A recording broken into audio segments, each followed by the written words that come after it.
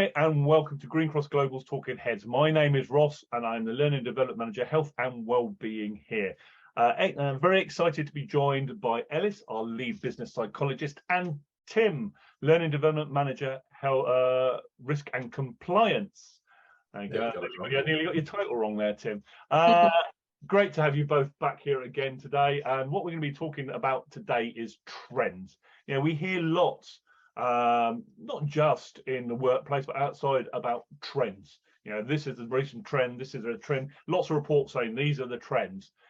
So what does a trend mean to you in your part of the business? Ellis, for you, what does a trend mean to you?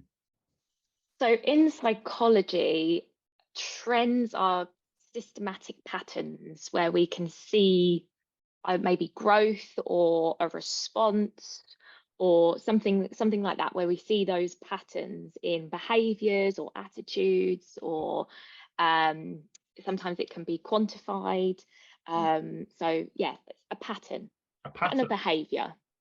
Okay, based around behaviors. Tim, how about you? Because actually, you know, we're talking that maybe health and safety and well-being are quite actually linked together. What does a trend mean to you? Once again, it's a pattern. For me, it's a pattern that starts to point to a particular expected outcome. So if I continue along this line, actually, from a trends for me, think about a line and a curve, and if a trend is actually continuing, this is the expected outcome at the top. If I continue on that path, it's an accident, it's a near miss, it's a breach in policy. Okay, great. So in both you know, both, I know they're both interlinked, but if we're measuring as a trend, as a behavior, as an action, what type of trends are we talking about at the moment? What's around at the moment which could be, you know, in our businesses are trends? From me, I only have to look at the accident statistics that are in the HSE's updates all the time. Slips and trips, #1 injury, that's a trend. But I'm also looking at things like musculoskeletal disorders, due to hybrid working, due to people using screens more often. So all the DSE trending's kicking in there for me. Yeah, I mean, in terms of actually what's in the news, in terms of what's being prosecuted, everything from COSH to do with wood intake, vapors, dusts, that's all in the news at the moment. And there is a massive trend behind fire after Grenfell. Quite interesting points that you said there. So I just want to pick up on, you mentioned, you know, we've heard lots of slips, trips and falls, but you've just mentioned slips and trips. Is there a move away from splitting those slightly, and why is that? For me and for parts of the industry, slips and trips are now becoming separate from falls. Most people that actually fall from, say, height slip first or trip first. Slips are the safety around your floor, around your flooring, and when it's environmentally changed, for instance, water goes on there, it changes the slip effect of it.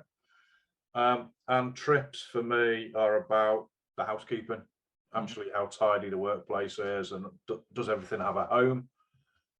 Slips and trips are the biggest one against falls, and falls is being removed slowly.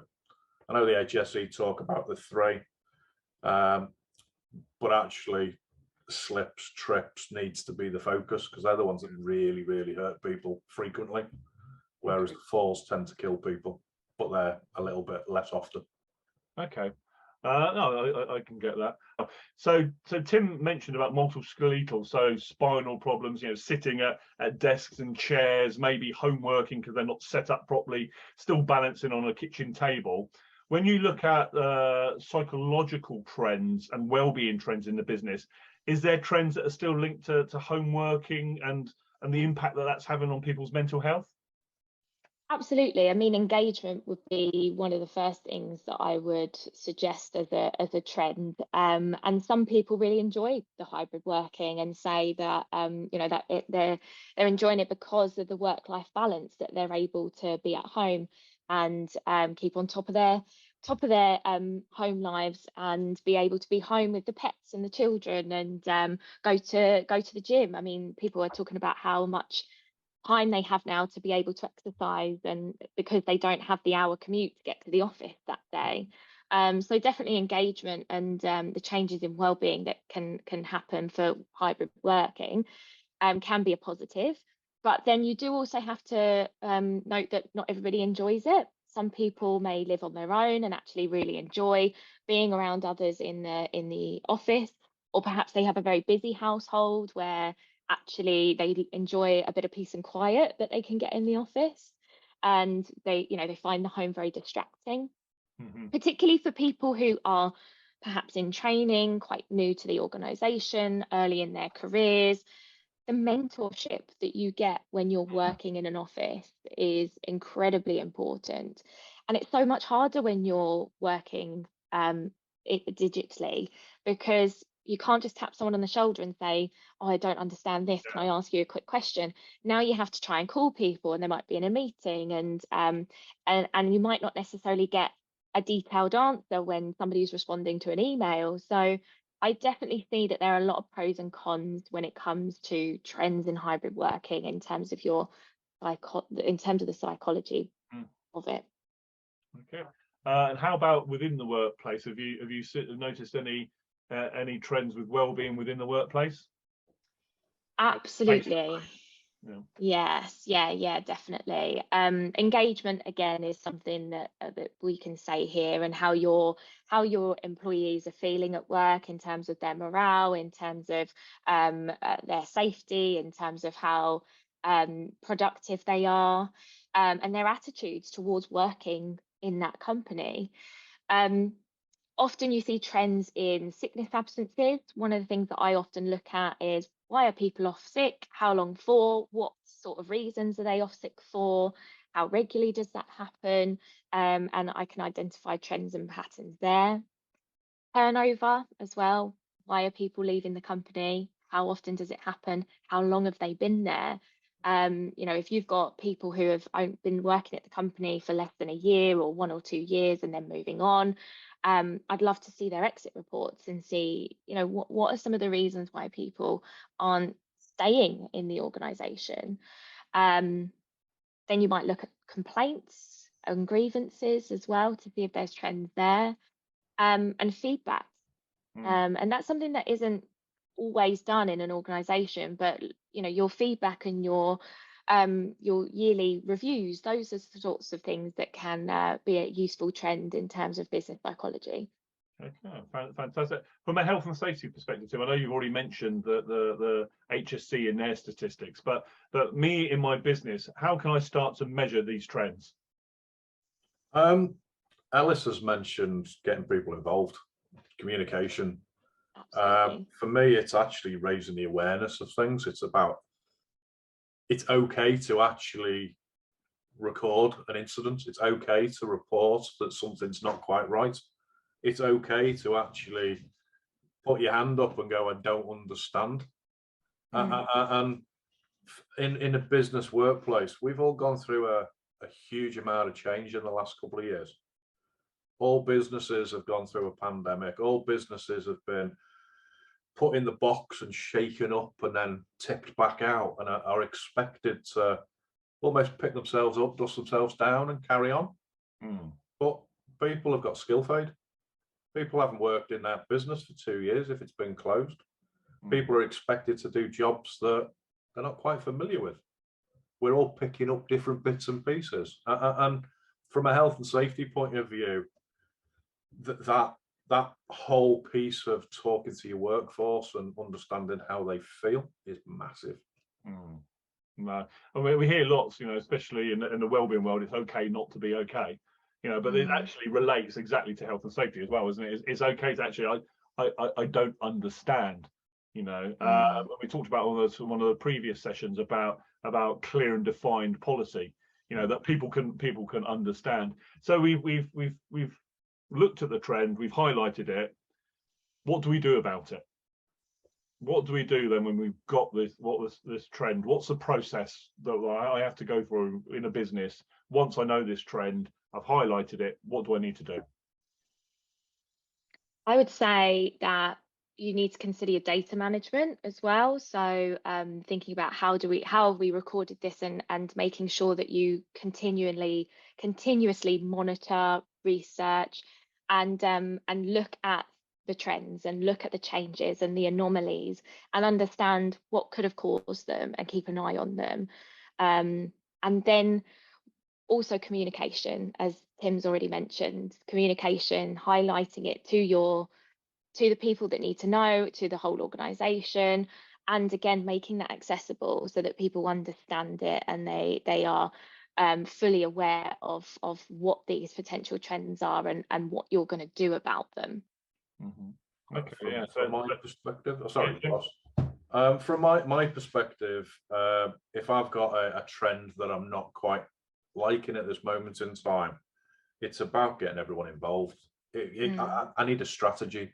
Who's gonna pull that strategy together? Well, it could be me as the health and safety guy, but can I do it on my own? No.